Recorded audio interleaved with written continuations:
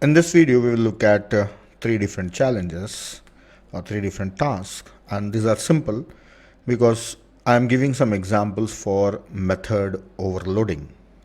If you have already learned about method overloading, so now here it's your turn to write down some overloaded methods by yourself. Let us look at the first task. Overloaded methods to calculate areas. Okay, you have to calculate areas of various shapes. So calculate areas of different shapes. So I will draw the shapes here. This is a rectangle. This requires length and breadth. This is one shape. And its formula is length into breadth. Okay. Area formula is A is length into breadth. Then area of a circle. This requires radius. So its formula is pi r square. So pi value you can get it by math.pi and into r into r. So that's it. This is the area of a circle. Now you have to write down overloaded method for these two shapes, finding the area of a rectangle and finding the area of a circle. So what should be the name of a method? Come on. You have to guess it. Yes, area. Now if it is for rectangle, then what are the arguments it should take? Parameters. Two parameters. One is length and other one is breadth. Now what should be the data type? Integer, float, double? That's up to you. What should be the return type? Whatever the data type is. For parameters, the same thing. If you say this is double, then this is also double. Okay. And then this is also double. Now a method which is taking two double type argument will work for this rectangle only, right? So this is for rectangle. Inside this you can find out length into breadth and return it. It's a simple method. You can do it easily. Next, for finding an area of a circle, what should be the name? Overloaded method means the name should be same again, area only. But what it should take, let it take double and radius. So just r or radius you can take. Now what should be the return type? It should get the result, and that result is also again double. So this is one more area method. You can add more shapes, but make sure that you should not have any other shape which is taking two arguments or one argument. If you are including any other shape and want to find out its area, then it should take three arguments, right? See, suppose if you say include a parallelogram, right? So this is base into height. So we'll take base into height. So only two arguments. So this may not work because already we have an area method which is taking two arguments. So what is the formula for this? If it is base into height just multiplied, then the same method will work for rectangle also and parallelogram. Now there is one more shape called trapezium. Trapezium. This is side A, side B, and you require height.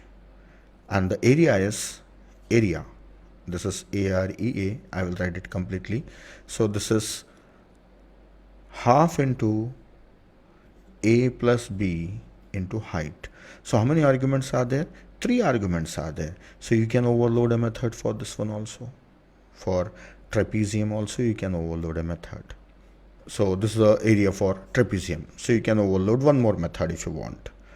So pause the video and write down these methods by yourself and try to call them and experiment it by yourself. Then if you have finished, then I will show you the next task, what you have to do. I will show you the code for those two methods. I have one method called area, which is taking a radius, and this is returning pi r into r, that is radius into radius, pi r square. An area method for rectangle, taking length and breadth and giving length into breadth. So this is over. I have directly shown you the code. Let us look at next task. The next task is overloaded method to reverse a integer or array. See, remember, if a number is given to 37, then we have learned how to reverse a number, how to make it as 732. This is reversing a number, single number. Now, if this has to be done by a method, then how a signature of method looks like? You can make the method name as reverse, and it will take an integer number only. This we are not doing it for float, and the return result should also be integer. Then How to convert this number into a reverse of a number?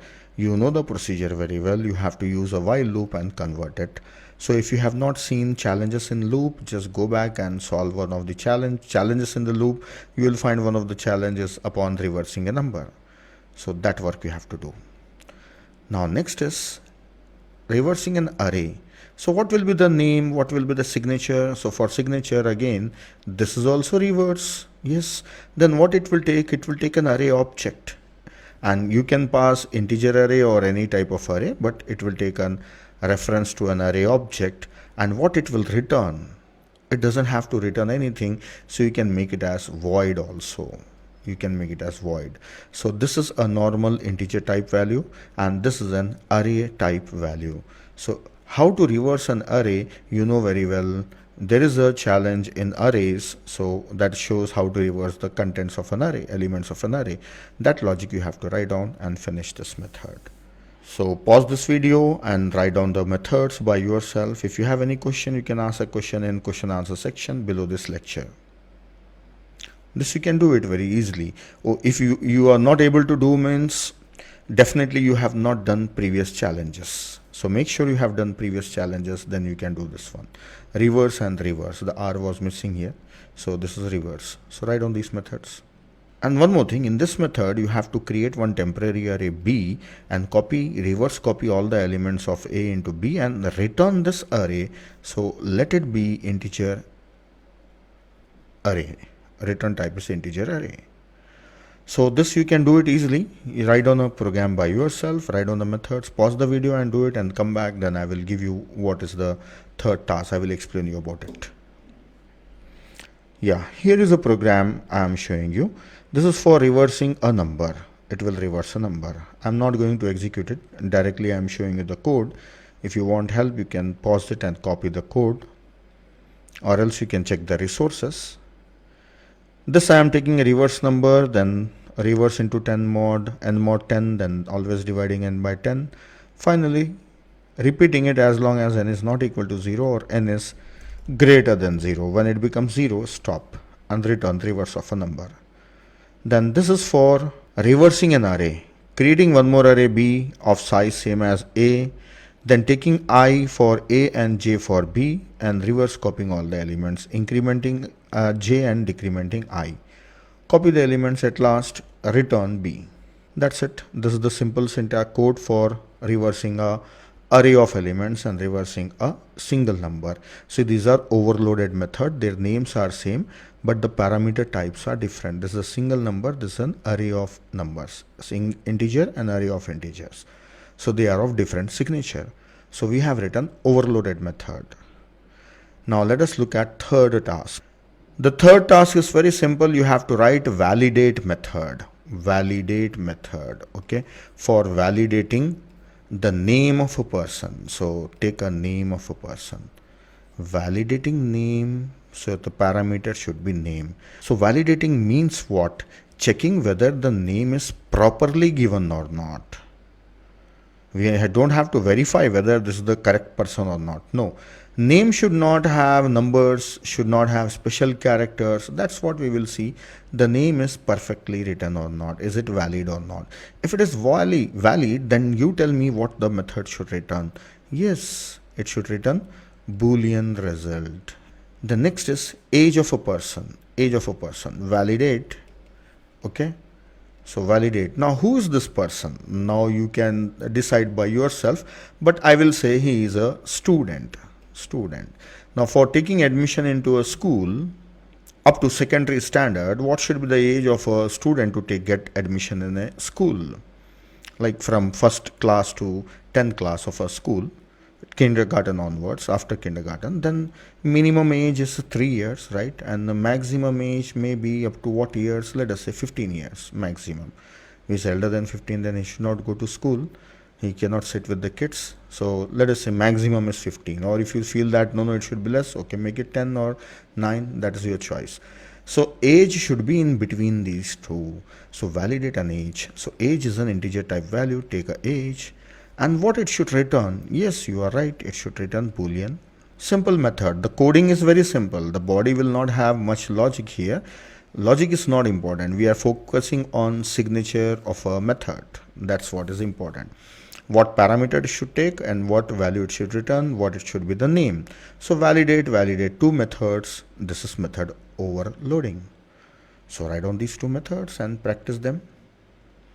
Okay, I will show you the code after this. Pause it and do it by yourself. After this, just I will read out the code for you. I will not code it and explain anything. Here I have written two validate methods. One validate method takes a string and this is a regular expression like this should be plus, like at least one alphabet must be there. Only alphabets are allowed, small letter or capital letters or a space is allowed, right? If it is matching, then it returns true, otherwise it will return false. Then validating an age should be greater than 3, equal to 3 and less than equal to 15. Whatever the result of this conditional statement, it will return it. If it is true, it will return true, otherwise it will return false. See, writing a method is very simple. Just designing a method means deciding its name and parameters is very important. Return type is very important. So hope you have learned something from this. There are a lot of methods that we are going to learn after this. Okay. So that's it in this video.